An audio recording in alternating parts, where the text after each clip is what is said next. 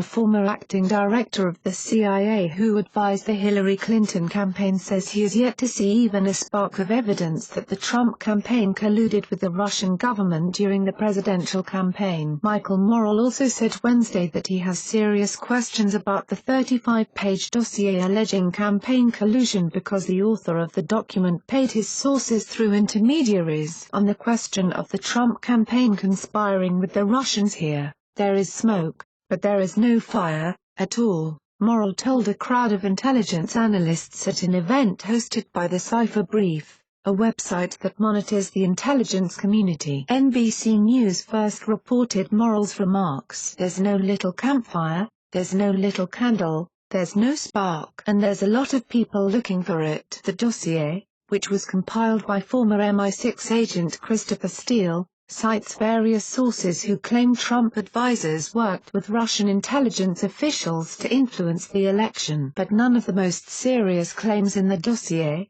which is a series of memos, have been verified. There are also serious doubts about Source E, a source of the most salacious information in the dossier who has been identified as Sergei Milyan. Morell, who retired in 2013, said that he recently learned that Steele paid for the information in the dossier, which is a compilation of memos dating from June 20 to December 13. The ex-spy also obtained the information through intermediaries, not first-hand. That raises red flags, said Morell, who during the campaign called Trump an unwitting agent of Russia. Unless you know the sources, and unless you know how a particular source acquired a particular piece of information, you can't judge the information. You just can't, Morell said, according to NBC News. I had two questions when I first read it. One was, how did Chris Steele talk to these sources? I have subsequently learned that he used intermediaries, he added. Morell initially wondered what motivated Steele's sources to provide the information in the dossier, but subsequently found out that the retired spy paid intermediaries who,